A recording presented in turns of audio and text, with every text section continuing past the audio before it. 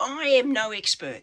I'm going to just put it out there. But the most important thing to know for me is how to fix a flat tyre. By practicing it today, it doesn't happen to me on a freeway somewhere where I've got no idea how to change it. An old tyre that I'm replacing, and there we go. We've got our hole right there. So we call this the reamer, which is going to make the hole in the tyre bigger. Now let's give it a go, force it in. Bit of pressure, bit of strength. That's why you got to keep going to the gym, Vic. Oh, it's not always easy, but once you get it in there, like anything really, they don't make things easy. Oh, but I am on the side of the road. There we go. So we want to pull it in and out.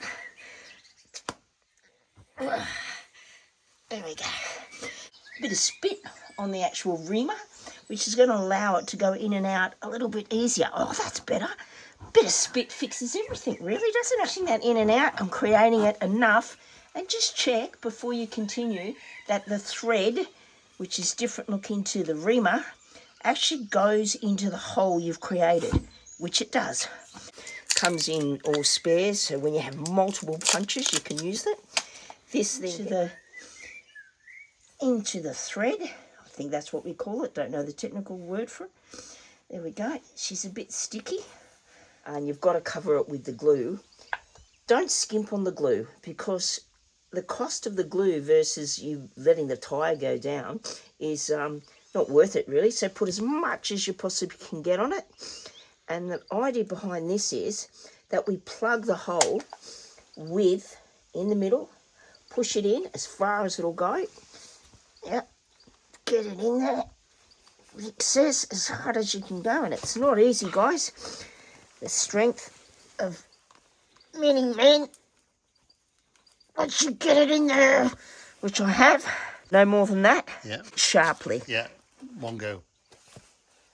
Quick pull. Oh. All right. So there we have it, guys. We've plugged the hole.